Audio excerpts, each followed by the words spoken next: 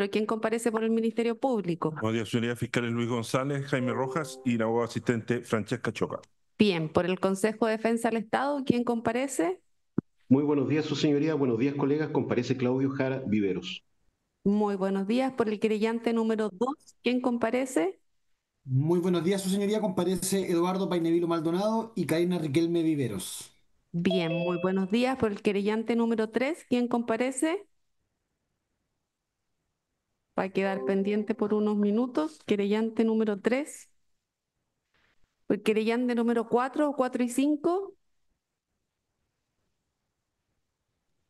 Si no están conectados los colegas, señoría, asumiría en esta ocasión. Bien, querellante número 4 y 5 asumido por don Eduardo Painevilo. Dejo constancia que el acusado Gonzalo Blue se encuentra en plataforma virtual Zoom acompañado de su abogado don Claudio Pavlit. Así es, su El señoría. Buenos acusado- días y buenos días, colegas. Buenos días. El acusado Patricio Marín Lazo se encuentra igualmente en plataforma virtual Zoom acompañado de su abogado doña Rosemary Contreras Alberti de manera presencial. Buen día. El acusado Leonardo Oces.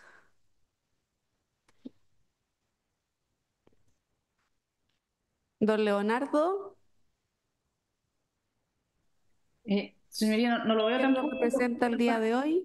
Lo estoy contactando, su señoría, para ver qué pasa. Mientras tanto, renuncio a cualquier vicio y comparece Marisa Navarrete.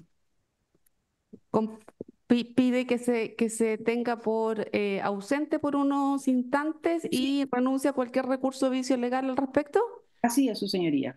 Bien, se tiene presente que doña Marisa Navarrete representa a don Leonardo Oce, se autoriza su ausencia por unos minutos, se tiene por renunciado a cualquier recurso o vicio legal. Alex Smith Ley en plataforma virtual Zoom, acompañado en forma presencial por su abogado don Rigoberto Ortiz Pelizari. Don Marcelo Toiber en plataforma virtual Zoom, acompañado de su abogado don Alejandro Rebolledo. Sí, señoría, y posteriormente se ingresará también solicitud de autorización para el colega el abogado Fernando Cartes Sepúlveda. Bien, se tiene presente. El acusado Cristian Pérez. Buenos días, su señoría. Buenos días, representado en esta audiencia por doña Alejandra Castillo. Don Darwin Vázquez. Don Darwin Vázquez. Doña Alejandra, ¿puede tomar contacto con él? Señoría, y en el tiempo intermedio se renuncian los recursos que por su ausencia se derivaren para que se le autorice a estar ausente en los primeros minutos. ¿Renuncia a los recursos y vicios legales al respecto? Por este motivo, sí, su señoría. Se autoriza a don Darwin Vázquez a su ausencia por unos instantes. Se renuncia a cualquier recurso o vicio legal, siendo representado por doña Alejandra Castillo. Don Marvin Marín se encuentra en plataforma. Buenos días, su señoría. virtual Darwin Zoom. Vázquez me dice que se conecta al tiro, su señoría. Bien, don Marvin Marín en plataforma virtual Zoom, acompañado por su abogado, don. Buenos días, señoría. Buenos días, Felipe Romero y Camila don Betancourt. Luis Felipe Romero y doña Camila Betancourt. señoría. Don Marcos Sangüesa Córdoba en plataforma virtual Zoom, acompañado por los abogados mencionados precedentemente. Don Manuel Riquelme. Buenos días, su señoría.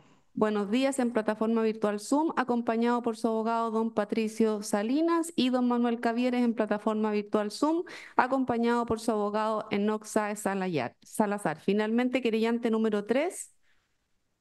Buenos días, señoría. Comparece el abogado José Martínez Ríos. Muy buenos días. Ahora sí estamos en condiciones, salvo que haya alguna petición previa. Solo que admitan a don Leonardo Oce que está en sala de espera, por favor, señoría. Están a la espera, por favor, hacer pasar a don Leonardo Oces.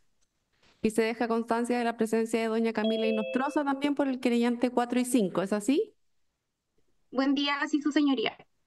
Bien. Don Leonardo Oces ya está en plataforma virtual Zoom.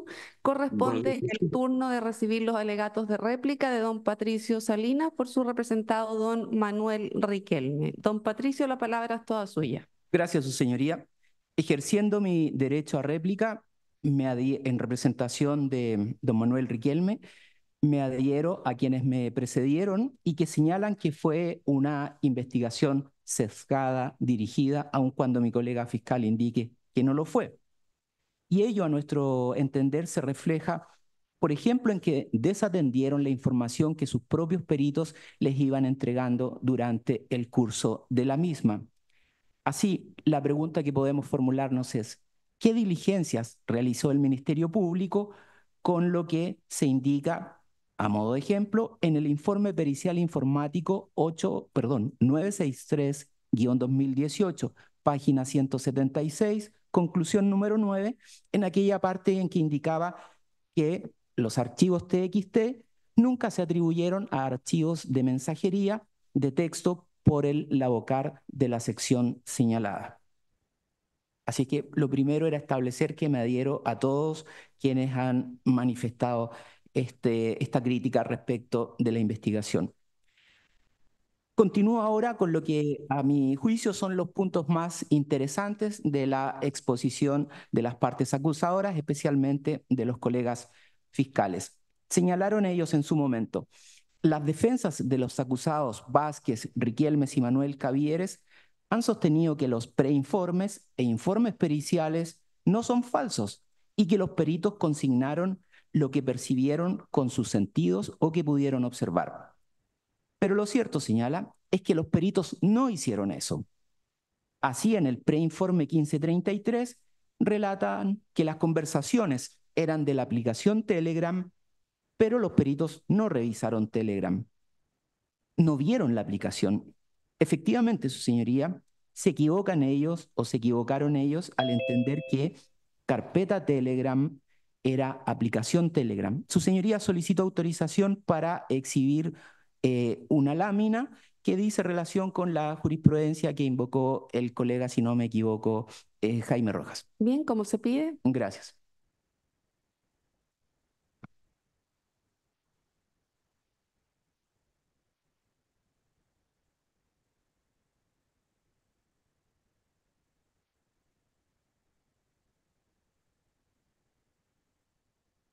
Bueno, verán sus señorías,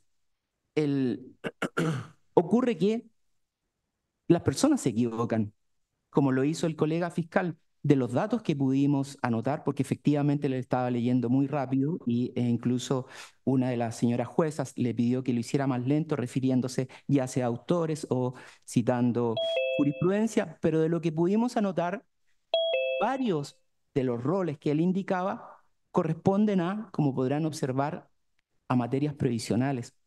Eso no tiene ninguna relación con jurisprudencia que pudiera vincularse con un proceso penal. Y vuelvo a la idea, efectivamente, las personas se equivocan, pero no por ello le vamos a atribuir al colega fiscal el que haya actuado con un dolo directo, con un ánimo de falsear información, de obstruir una investigación o de inducir a error a un tribunal. Pues bien, si no lo hacemos respecto de un fiscal, ¿por qué tenemos que hacerlo respecto de un cabo primero como don Manuel Riquelme? Eso claramente resulta reñido con los principios de igualdad que esperamos imperen en un Estado democrático. Bueno, otro punto del Ministerio Público señala: y no vieron las conversaciones. Aquello resulta contradictorio, indicamos nosotros, con su propia prueba. Y citamos también a modo de ejemplo distintas pericias, solo nos vamos a referir a una que ya enumeramos latamente en la clausura. Informe pericial número 180.009 del perito Felipe Sánchez Fabre, que daba cuenta de la existencia de las mismas. Se refieren también a... Hay un micrófono abierto, Alvarito, hay que apagar. Bien. Gracias. Ahora, refiriéndose a los colegas acusadores, informe 847-2017.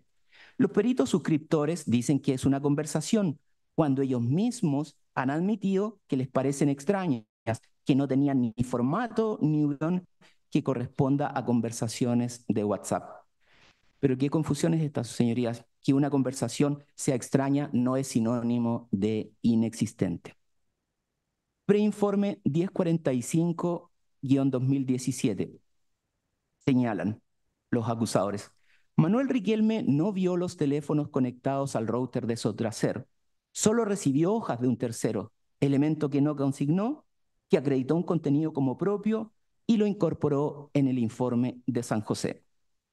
Sin embargo, como dijimos en la clausura, él determinó o capturó redes de Wi-Fi, fijó puntos geográficos, tomó fotografías y señaló claramente que los resultados se obtuvieron mediante la utilización de una aplicación web con que cuenta este laboratorio de informática forense.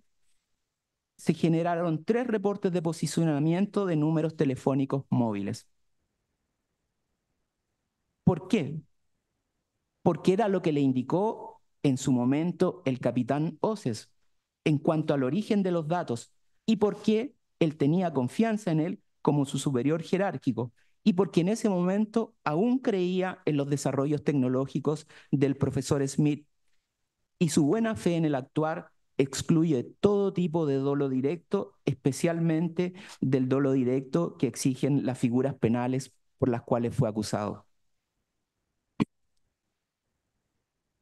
En ningún momento Manuel Riquelme en el preinforme 1045 señaló haber utilizado tu ubicación o que él haya empleado dicho software. Entonces, la gran pregunta para nosotros es, ¿cuál es la sustancialidad de esto?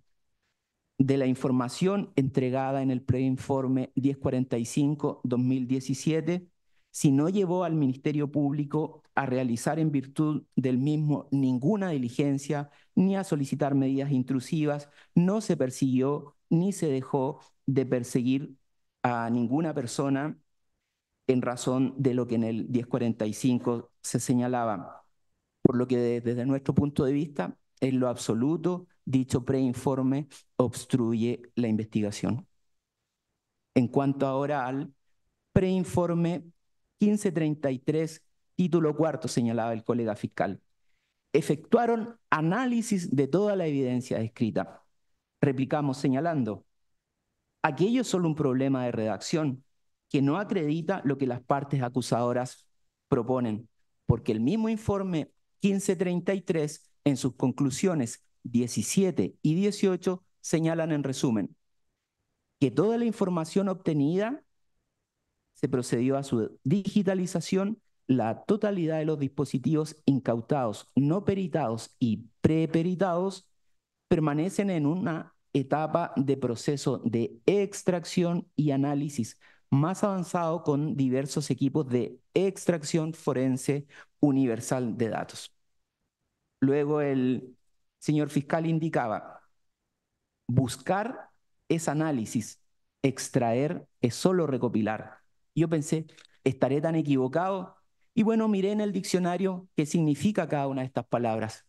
Buscar significa hacer algo para hallar o encontrar a alguien o algo.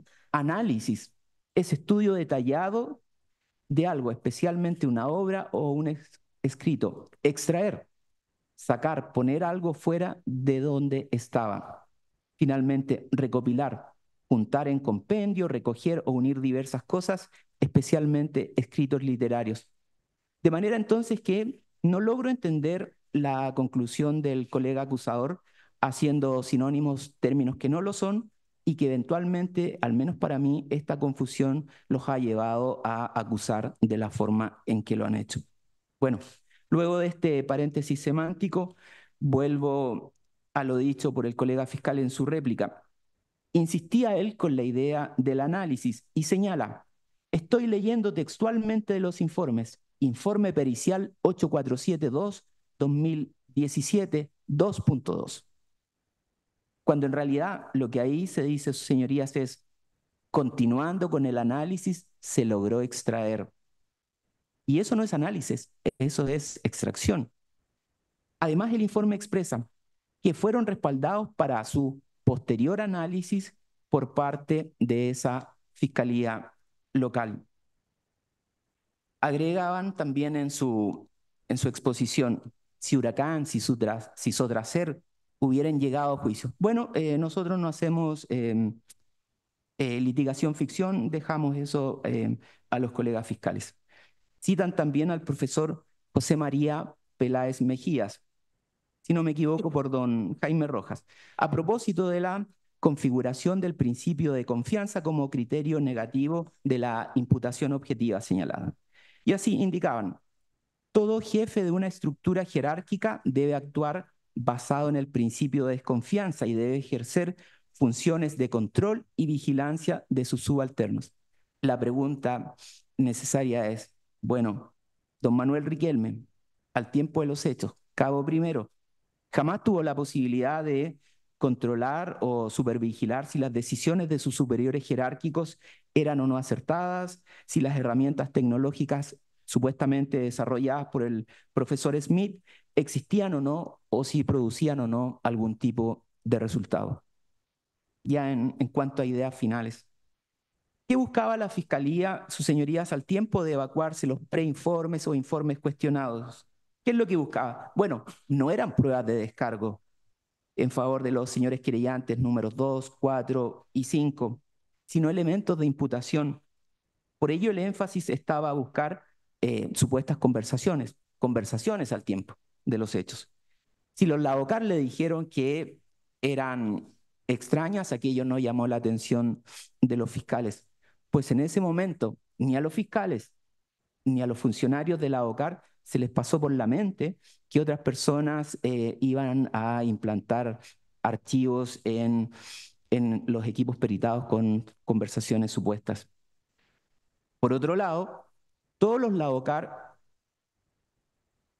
confiaban que sus compañeros le entregaban evidencia lícita u obtenían el caso de Sotracer como resultado de herramientas tecnológicas eficientes y existentes. De la misma forma, su señoría, y colocamos este ejemplo, en que un perito que ingresa a un sitio del suceso, él confía en que sus compañeros han revisado bien, que no hay explosivos o que si los hubo, estos han sido debidamente desactivados. Así también recibían ellos las evidencias que les iban entregando. En cuanto ahora a la obstrucción de una investigación vigente, el fiscal indicó: es más, la descripción del tipo penal de la obstrucción nada dice acerca de la exigencia de una investigación vigente. Y plantear lo contrario es establecer un requisito no contemplado en la legislación. Nos preguntamos nosotros, pero bueno, si no hay una investigación vigente, ¿qué es lo que se va a obstruir? Y no podría entenderse, entendemos nosotros, consideramos nosotros, de otra manera. Efectivamente, el artículo 269 bis del Código Penal no lo dice, pero no podría aceptarse racionalmente que no lo exige. De la misma forma en que el artículo 391 del Código Penal, al decir el que mate a otro, no exige que el otro esté vivo. Pero bueno, ¿de qué otra manera se le podría matar, cierto?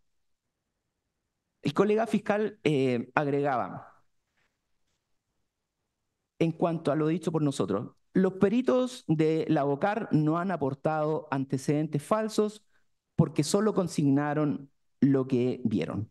Replicamos diciendo, indicaron, la falsedad está dada por omitir el carácter de anómalo de un archivo TXT, por haber omitido la manipulación y la intervención de los señores Oces y Smith. ¿Pero qué es eso? La manifestación de querer ganar a cualquier costo, cuando ellos pidieron aquello en sus instrucciones, cuando han acreditado que los señores Oces o Smith las manipularon.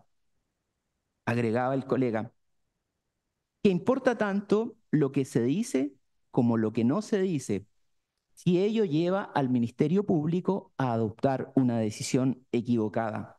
Por favor, señorías, si las decisiones equivocadas del Ministerio Público solo son de su responsabilidad, no de los Lavocar, no de don Manuel Riquelme, quien llegó a la región después de las detenciones y que jamás solicitó ni sugirió al Ministerio Público ni detenciones, ni formalizaciones, ni medidas como la prisión preventiva.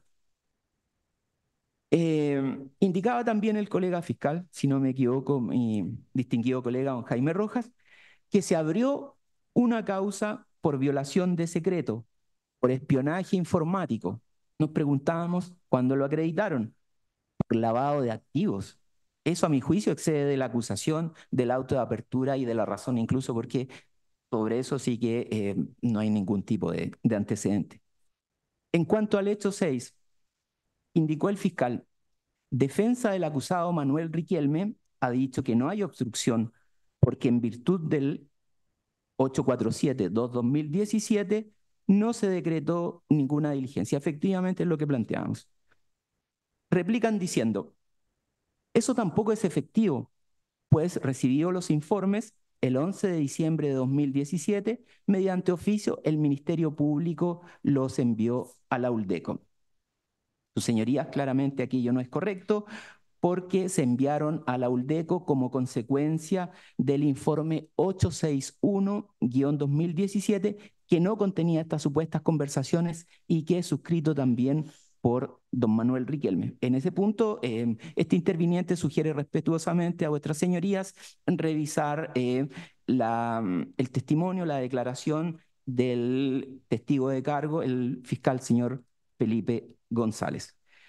Ya termino, vuestras señorías, valga todo lo dicho para la acusación fiscal, para las acusaciones de los adherentes y también para la acusación más autónoma que redactó el Consejo de Defensa del Estado, y en virtud de todo lo expuesto reiteramos nuestra petición de absolución. Gracias, señora presidenta. Bien, ha sido el turno de don Patricio Salina por su representado Manuel Riquelme. Corresponde ahora el turno de don Enoc Sáez Salazar por su representado don Manuel Cavieres. La palabra es toda suya. Muchas gracias, señora presidenta, con vuestra venia. Señorías, es difícil hacerse cargo o responder al Ministerio Público cuando nada nos dijeron, cuando nada dijeron respecto de don Manuel Jesús Cavieres, ni durante los 10 meses de juicio, ni en la oportunidad de réplica. El Ministerio Público, en su réplica, y también lo hizo en su clausura, siempre habló en términos genéricos, los Lavocar. Pero yo lo que exigía era que nos dijera y probara cuál fue la conducta que realizó Manuel Jesús Cavieres. Él, no los Lavocar, no genérico. El Ministerio Público nos hizo una promesa el 13 de marzo del año recién pasado y no cumplió. En cambio, nosotros prometimos en aquella oportunidad a ustedes y a la sociedad acreditar la inocencia de Manuel Jesús Cavieres. Y creo que sí cumplimos. Cuando clausuramos, establecimos ciertas premisas respecto de don Manuel Jesús y dijimos que las habíamos probado con el acervo probatorio que el propio persecutor nos trajo. Dijimos que Cavieres era un buen funcionario, pero que lamentablemente producto de esta causa dejó de ser funcionario de Carabineros. Era un carabinero muy comprometido, profesional, honesto, al que se le encomendaban tareas complejas, porque siempre respondía bien. Nunca tuvo problemas con sus pares. Un buen profesional, un muy buen perito. De esos carabineros que uno siempre quisiera tener en sus filas. Uno de los mejores peritos informáticos que teníamos, con muchas certificaciones. Así hablaba don Sergio Telchi de Manuel Jesús Cavieres. Y de verdad, señorías, cuesta creer, me cuesta a mí creer que un funcionario con esos calificativos haya abusado de su oficio y faltase a la verdad en la narración de hechos sustanciales, o que a sabiendas haya obstaculizado gravemente el esclarecimiento de un hecho punible o la determinación de sus responsables mediante aportación de antecedentes falsos que hayan conducido al Ministerio Público a realizar u omitir acciones de investigación o actuaciones de investigación. ¿De verdad, su señoría, que estamos convencidos de la inocencia del señor Cavieres. Y a ese respecto el Ministerio Público no aportó respecto de él ninguna prueba que haya acreditado, más allá de toda duda razonable, una participación culpable en uno de estos hechos que le atribuyen a él concretamente hecho 6 en esta acusación. Acusación que criticamos, no solo yo, sino todas las defensas, pero en particular a ese respecto dijimos que se trataba de una acusación poco clara, inconsistente, incongruente en el hecho 6 y particularmente respecto de la obstrucción a la investigación, no aparece descrita la conducta típica como lo exige el 259 en forma clara, precisa, circunstanciada, detallando los hechos jurídicamente relevantes y las conductas específicas que se ajustan al tipo penal. Eso no aparece en el hecho 6. Cuesta distinguir qué es lo que se les atribuye a las personas acusadas. Ustedes no pueden, señorías, en ese escenario condenar a alguien porque no aparece descrita la conducta y el Ministerio Público tiene la obligación de hacerlo. Ayer, por casualidad, llega a la oficina mientras realizábamos estas minutas a las que hice mención cuando me tocó clausurar,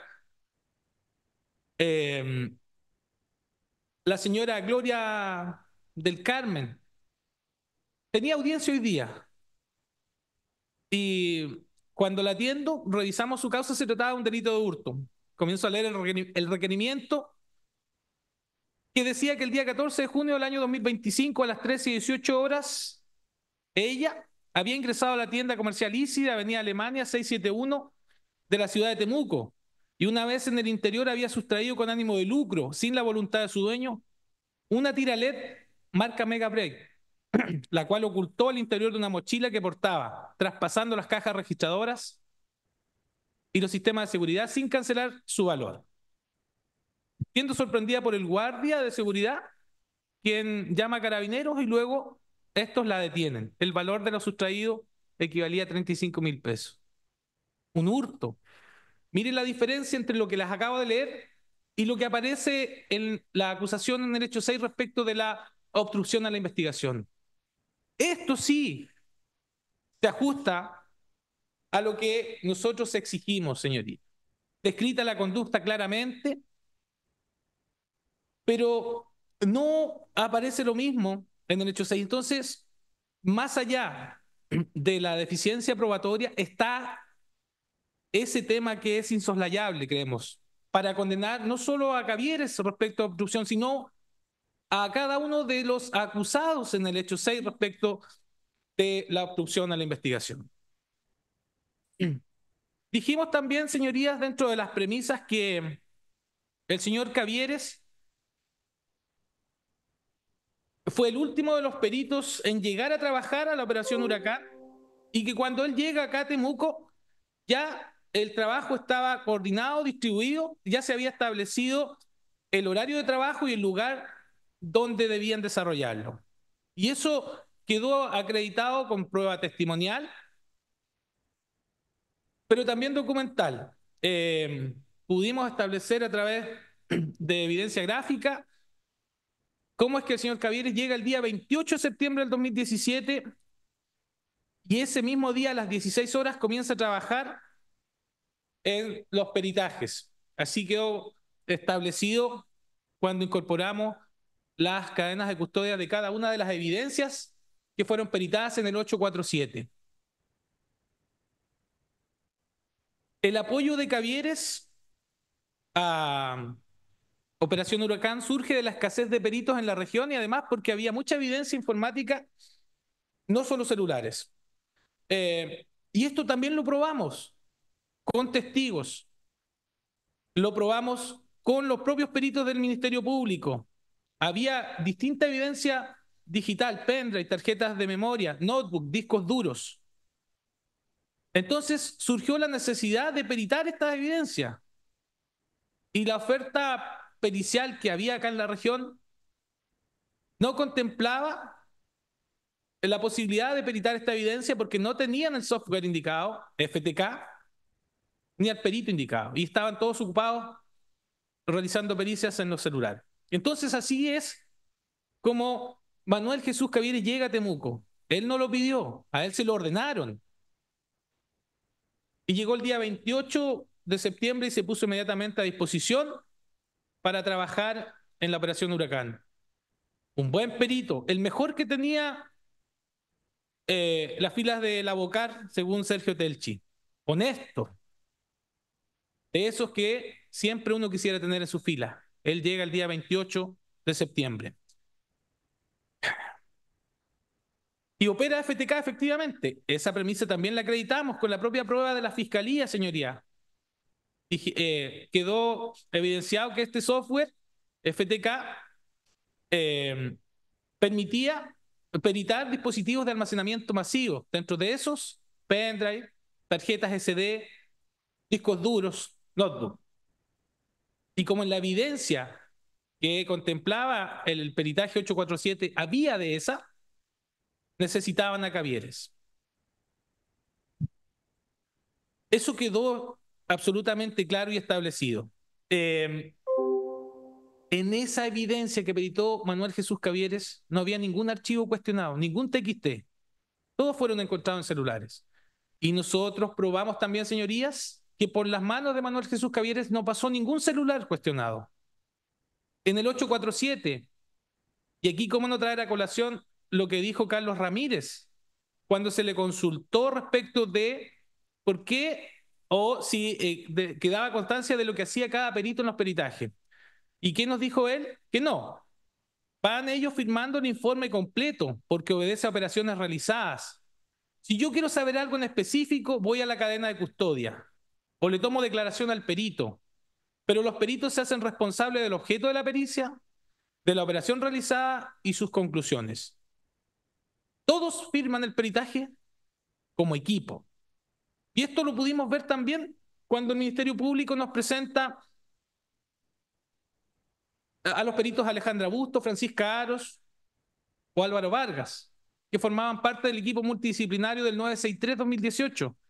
Ese que concluyó la famosa conclusión 9 de que las pericias efectuadas por la Bocar, sección criminalística de Temuco, en base a lo requerido por la Fiscalía en cuanto a extraer la información, dieron oportuna cuenta a través de sus respectivos preinformes e informes periciales del hallazgo de los archivos TXT, que son detallados posteriormente por las correspondientes informes periciales de ULDECO, PDI y el perito particular Sánchez Fabre. Archivos TXT que nunca se atribuyeron a archivos de mensajería de texto por el personal Bocar de la sección señalada. Esa es prueba de la Fiscalía. La propia prueba de la Fiscalía aquí descarta cualquier conducta dolosa de nuestros representados y da cuenta de que extrajeron información. Eso corrobora también de que los peritajes que realizaron ellos eran extractivos, señoría. Prueba de la Fiscalía, prueba de cargo. El 963 también fue firmado por todos los que componían el equipo multidisciplinario, porque trabajaban en equipo. Así funcionaba la Bocar. Pero porque mi representado firmó el 847, lo tenemos acá sentado y debemos considerarlo culpable de los delitos que se le atribuyen. No, señorías. Falta mucho para eso. La Fiscalía no fue capaz con la prueba que nos presentó de acreditar una acción dolosa de su parte, ni que haya tenido participación alguna en estos delitos. La verdad es que nosotros probamos lo que hizo Cavieres en Operación Huracán, en el 847. Solo peritó un disco duro y una tarjeta SD. Nada más. Eso es todo lo que hizo y lo tenemos acá. La Fiscalía le pide más de 5 años por un delito y más de 3 por el otro. Creo, su señoría, sinceramente, que Cavieres está sentado en medio de la presunción de inocencia y del estándar que se le exige de la duda razonable. Ahí está Cavieres, más cerca de ellos. No se le puede condenar.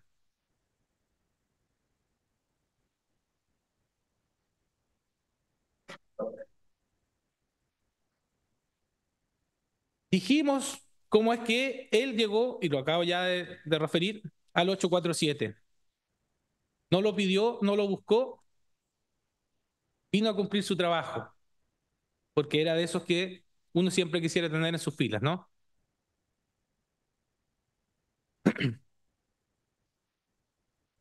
Señorías, me cuesta creer que un equipo de 5 peritos que no se conocían entre sí, que venían de distintas partes, Santiago, Puerto Montt, Temuco, que nunca habían trabajado juntos, se hayan coludido, hayan ideado un plan criminal para obstruir alguna investigación, para incurrir en falsedad documental. Eso no tiene lógica, no tiene sentido. No se conocían, primera vez que trabajaban. Llegaron en tiempos distintos. Cavieres, 6 días después de iniciado ya los trabajos periciales. Marvin Marín estuvo solo 2 semanas, luego sale de vacaciones. Y en ese tiempo me van a decir, la fiscalía me va a decir que se pusieron de acuerdo, que planearon falsificar los peritajes, obstruir investigaciones. No tiene sentido, señoría. Y lo que hoy nos presentó la fiscalía como prueba no es suficiente para, insistimos, derribar la presunción de inocencia ni superar el estándar de convicción de la duda razonable. Voy cerrando mi intervención, señorías, e insisto, no puedo hacerme cargo porque nada me dijeron. En concreto de Cavieres, la fiscalía nada dice. Solo hacer referencia, señorías, a propósito de la obstrucción de la investigación, cuando replica el Ministerio Público respecto de otro punto, dice, que se esbozó por las defensas respecto de la cápita de obstrucción, es lo que han dicho las defensas de los acusados peritos Lavocar, que los peritos no han aportado antecedentes falsos porque solo consignaron lo que vieron. Replicamos diciendo que la falsedad está dada también por haber omitido cualquier señalamiento al carácter anómalo de los TXT o haber omitido la intervención y manipulación de los señores Oces y Smith de la evidencia. Y dicen, esto es importante porque dichas omisiones constituyen falsedad ideológica. Y citan ahí un autor, al señor Rodríguez Collado y Magdalena Sandón, página 287, delitos contra la función pública, segunda edición, donde dicen que las omisiones, citando al autor, en que se incurre dentro de una declaración, por ejemplo, pueden transformarla en falsa a través de la cual se proporciona a un fiscal conocimiento equivocado, distorsionado de la realidad. Porque no solamente importa lo que dice, sino también lo que no se dice cuando estos pueden llevar a una decisión equivocada por parte del Ministerio Público. Creemos que aquí incluso hay un error, y a propósito de lo que decía mi colega Salinas, de los errores humanos, hay que entender la cita en su contexto. Y no es solamente la página 287 a la que hay que hacer referencia, sino que 285 y 286 también. Porque el autor habla ahí precisamente del objeto material en el delito de obstrucción a la investigación a propósito de los antecedentes falsos. Y lo primero importante de destacar acá es que no toda falta a la verdad en los antecedentes aportados es constitutiva de delito, sino que ha de ser verosímil y relevante, dice, relevante. Debe ser creíble y recaer sobre cuestiones capaces de influir en el curso de la investigación. En definitiva, a lo que hace referencia el autor es a que debe recaer sobre cuestiones sustanciales. Y de ahí discurre el autor a propósito del aporte de antecedentes sobre las declaraciones falsas. Es en ese contexto en el que se debe entender la cita. Pero las declaraciones falsas aportadas por personas en una investigación ante el fiscal de la causa, que después podrían transformarse en delitos de falso testimonio si es que se prestan en juicio. A eso es a lo que hace alusión la la cita del Ministerio Público en la página 287. En otro orden de cosas, la falsedad de una declaración puede deberse a que se oculte o silencie parte de la verdad.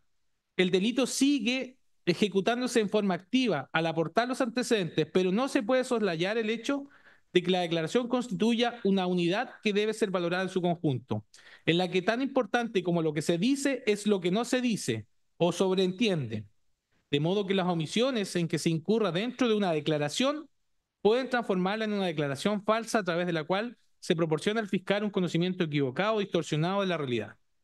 Eso hubiese tenido sentido si estuviéramos hablando de las declaraciones que prestaron nuestros representados en la investigación. El mío, a lo menos 3 veces, enero, febrero y abril de 2018. Esta última incluso en calidad de testigo.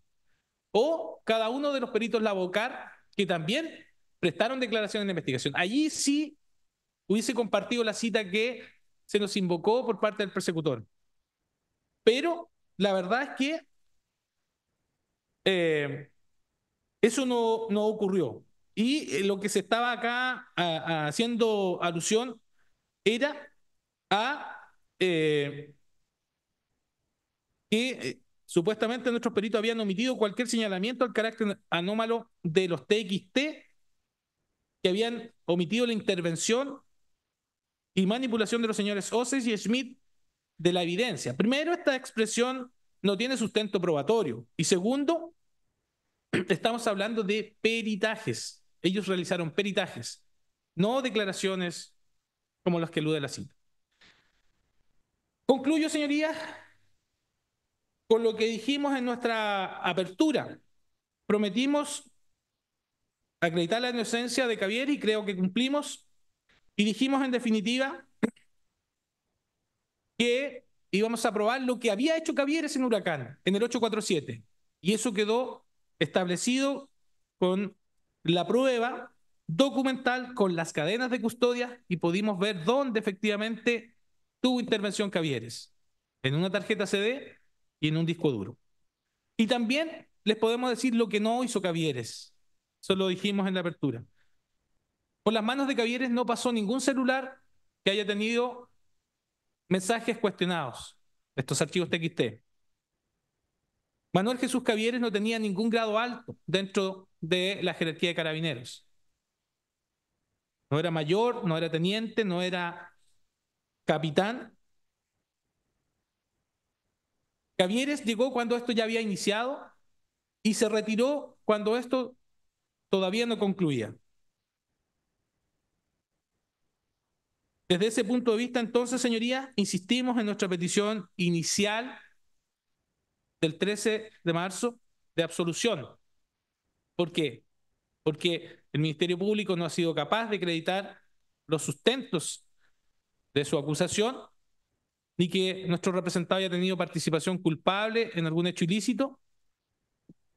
Y desde ese punto de vista, pedimos a ustedes, señorías, reconocer que Manuel Jesús Cavieres es inocente de los hechos por los cuales se les acusó. Gracias. Eso. Bien, ha sido el turno de don Enoc Sáez por don Manuel Jesús Cavieres. Se va a hacer un breve receso de 10 minutos antes de pasar a los alegatos relativos al llamamiento para la recalificación, ¿sí?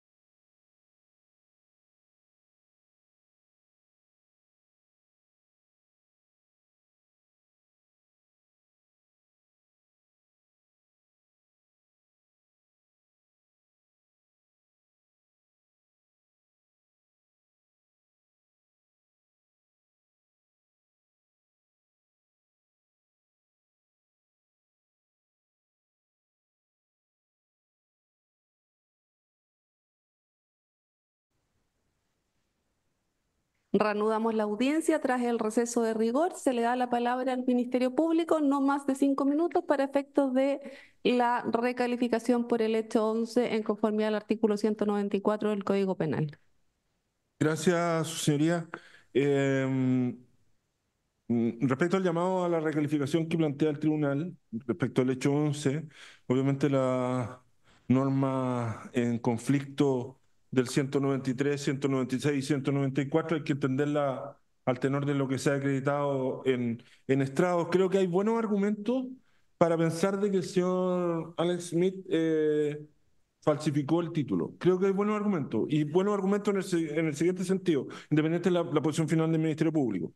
El título falso estaba en su computador, el título era editable, el título es presentado por él, el señor, la prueba presentada en la persona de Juan Cortés Ochoa indica que el propio relato del señor Smith dice que falsificó él el título, lo dice trayendo a colación la declaración del imputado durante la etapa de investigación.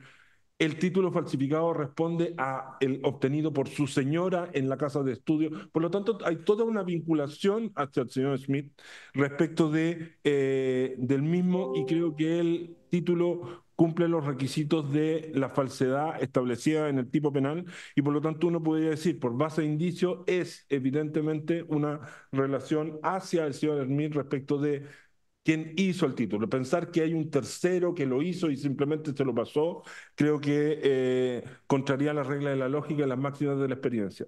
Pero lo que sí está indubitado es que él lo usó, y lo usó en carácter de particular.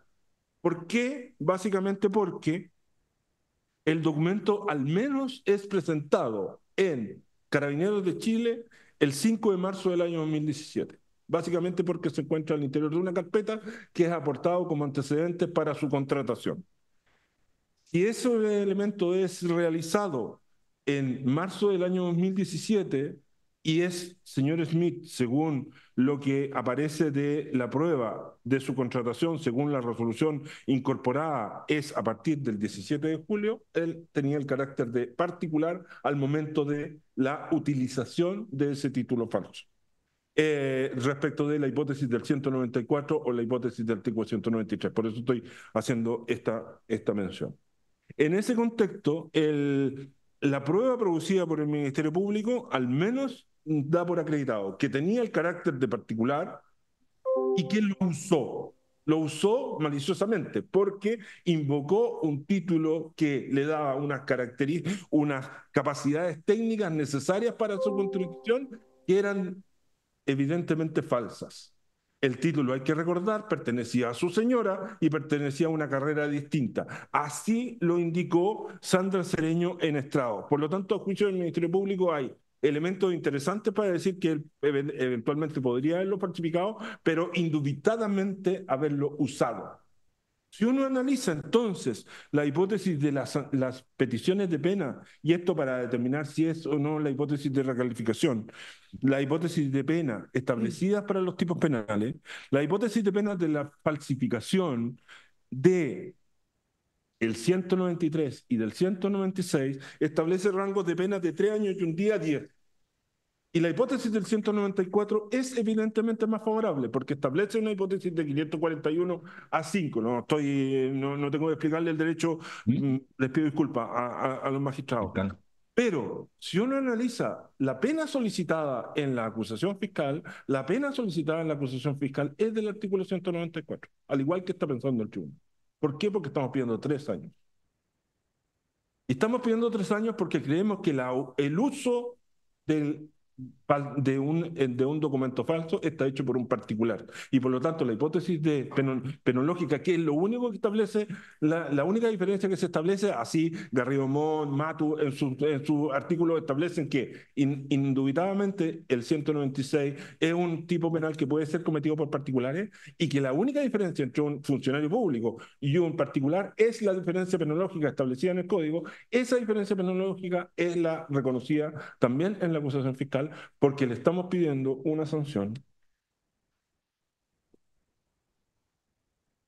de 3 años de prisión menor medio como autor del uso malicioso. Por lo tanto, estamos haciendo referencia a las penas contenidas en el 194, que es lo que está pidiendo el tribunal. En atención a eso, esa es la posición del Ministerio Público Social. Bien, Consejo de Defensa del Estado.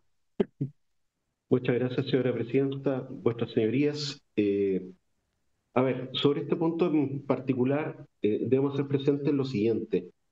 Entendemos, vuestra señoría, que se reúnen, estamos en aquellas circunstancias o situaciones en las cuales la prueba rendida durante el transcurso del juicio permite tener por establecido ambos ilícitos.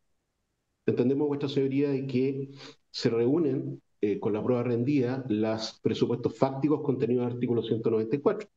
En primer lugar, estamos en presencia de un instrumento público, un documento público. En segundo lugar, ha sido cometido efectivamente esta falsificación por un particular, cual es, entiéndase, don Alex Smith, y por lo tanto, vuestra señoría, reuniéndose los presupuestos de hecho establecido en la norma 1, podría perfectamente concluir de que efectivamente el delito cometido es el del artículo 194. Pero por otro lado, igual se dan los presupuestos, vuestra señoría, para establecer de que sí se ha cometido el delito de uso malicioso de instrumento público falso, el artículo tipificado sancionado artículo 196 del Código Penal. ¿Y por qué? Por las circunstancias de que la técnica legislativa utilizada, en este caso, por el legislador, no utiliza un sujeto activo calificado.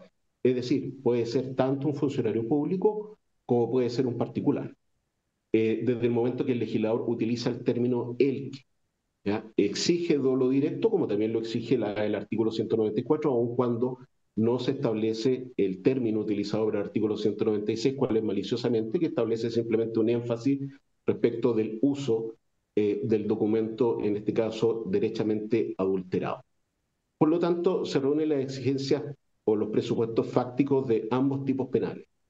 Pues bien, la pregunta es, ¿cuál ha de primar? ¿Ha de primar el del artículo 194 por ser derechamente más beneficioso por un tema netamente de especialidad? ¿O ha de primar el del artículo 196? A nuestro entender, vuestra señoría, si bien es cierto, en primera fase entendemos que se reúnen los presupuestos de ambas figuras, entendemos que prima, independiente que lo dejamos obviamente a criterio del tribunal de vuestra señoría, la figura del artículo 196. ¿Pero por qué? No es caprichoso.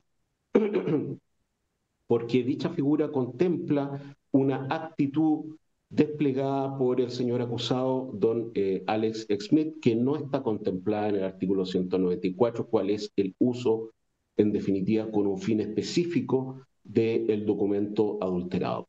Y eso es innegable, no se falsificó simplemente por el afán de falsificar o porque para poder verificar de que puedo hacer en definitiva una falsificación y en principio un ojo inexperto eventualmente podría considerar que ese documento es auténtico. No se realiza por el afán simplemente de falsificar, sino que tiene un destino bien específico, cuál es poder presentarlo ante un servicio público, en este caso Carabineros de Chile, poder aparentar un título que realmente y las capacidades técnicas que realmente no se tienen, y en razón de eso vuestra señoría obtener incluso una remuneración por los servicios prestados, suponiendo que se tiene ciertas habilidades que realmente no se tienen. En este tipo de conductas que sí están descritas por el artículo 196, no lo están en cambio por el artículo 194. Por lo tanto, vuestra señoría, eso nos permite concluir de que, si bien es cierto, estamos de acuerdo de que se reúnen los requisitos para tener por establecido ambos ilícitos, nos permite sin lugar a duda discernir que la figura del artículo 196 es la que más se encuadra en la conducta imputada y probada, desarrollada por don Alex Smith. Le hay razón por la cual solicitamos que en su momento de su oportunidad, en el evento de dictar veredicto condenatorio, lo sea por la figura que fue materia del auto acusatorio. Muchas gracias. Bien, querellante número 2, su turno. Señoría, muchas gracias. Sí, este querellante considera, y sin ser reiterativo respecto a lo que ha señalado el Ministerio Público, que efectivamente durante el transcurso de este juicio, la hipótesis establecida en el artículo 196, que señala el uso del instrumento, ha quedado totalmente demostrado conforme al hecho que se ha que aparece en la acusación en definitiva.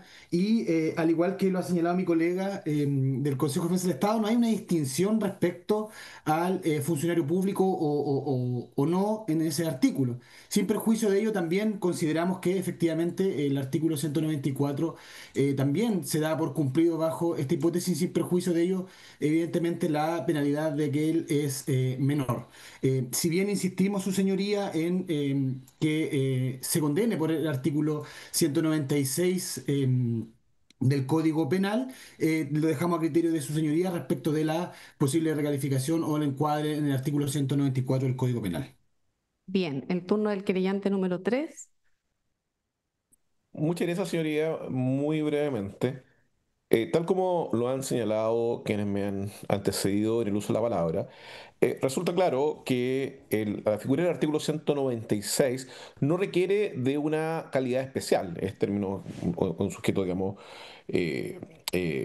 activo genérico, cosa de ver que el encabezado de dicha norma legal que habla el qué.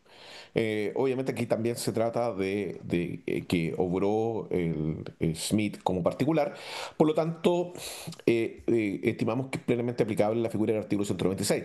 Es verdad que podría aplicarse o entenderse también que él habría falsificado el documento, pero la pretensión punitiva se hace más bien en relación al uso que se hace de este instrumento falsificado.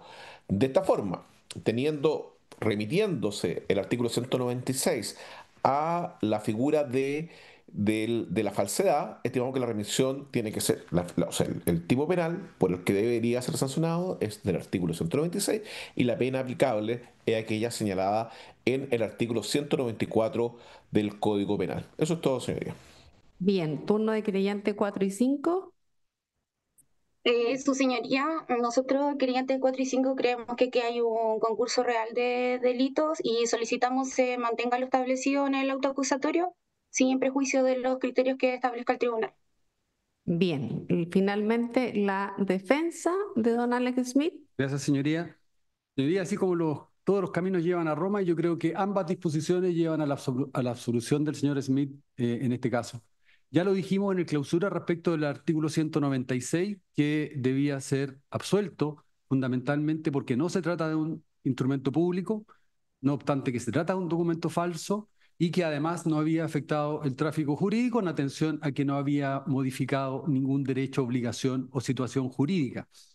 Pero además, respecto de lo que se ha señalado, en el mismo término, se ha señalado a la testigo Cereño, por ejemplo, respecto de la forma en que se registraba esta documentación, en la que uno podría decir que hay algún tipo de documento oficial. Creemos que el solo registro que hace la universidad acerca de las firmas y que queda ahí como buzón por parte del Estado, del ministerio correspondiente, que debe, a quien se le debe exigir la fe pública, no se cumple. Y en el caso del 194, señoría, también creemos que es una circunstancia en la que debe ser absuelto.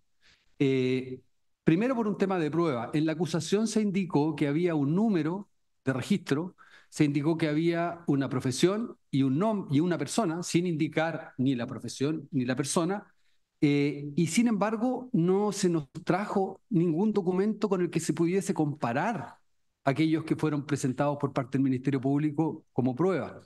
Y es necesaria la comparación, más aún en el caso de la modalidad de la que se habló, del número 2, porque en esta modalidad sí hay dos documentos. En cambio, en varias de las otras modalidades del 193 hay un solo documento. Por lo tanto, tal como lo dijo la Corte de Apelaciones en abril del 2004 en el rol 18.129, para que pueda determinarse la falsedad de un documento, debe tenerse a la vista el documento original o indubitado, ya sea para su examen pericial mismo, que no existió, ya sea para cotejarlo con el dubitado, cuestión que tampoco se pudo hacer. Y esto no se pudo hacer no solo respecto a la figura del 194, sino que también respecto a la figura del 196. En segundo lugar, por un tema de la naturaleza jurídica del documento, señoría.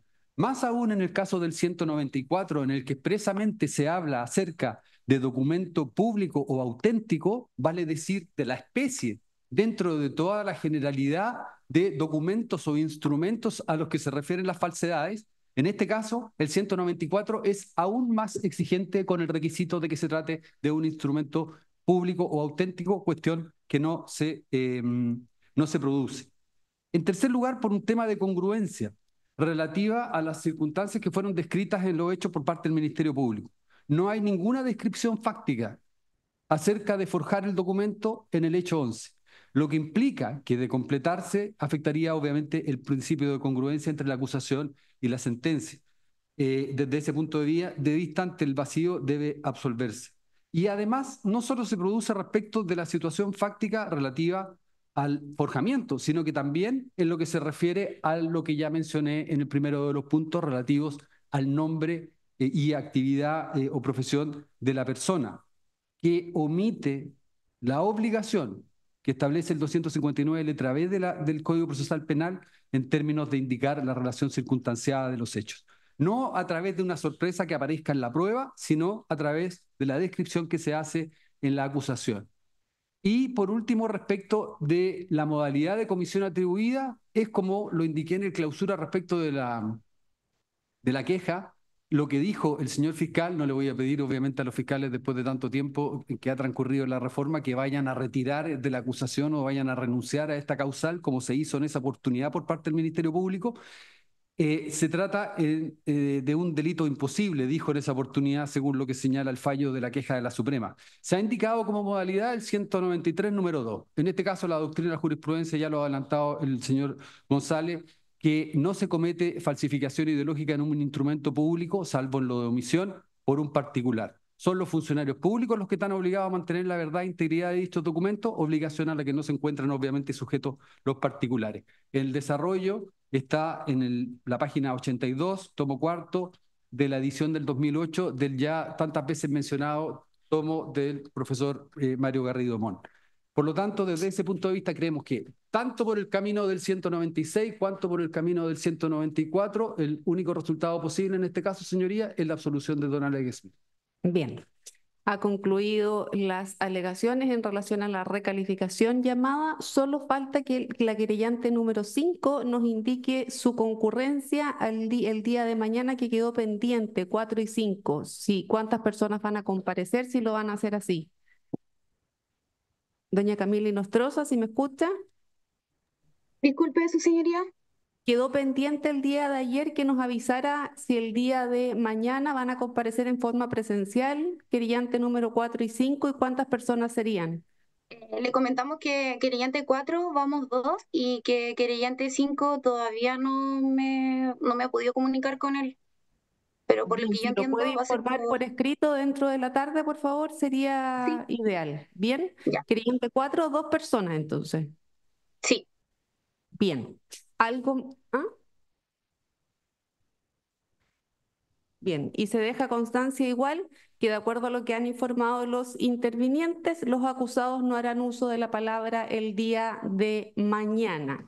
Para mañana quedan citados para dar a conocer el veredicto del tribunal a las 10 horas de la mañana, notificados personalmente bajo los apercibimientos respectivos. ¿Hay alguna solicitud, alguna cuestión pendiente que resolver? No, por parte del Ministerio Público. No.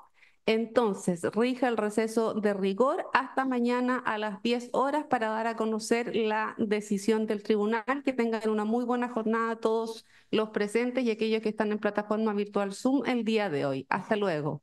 Hasta luego, señoría. Hasta luego.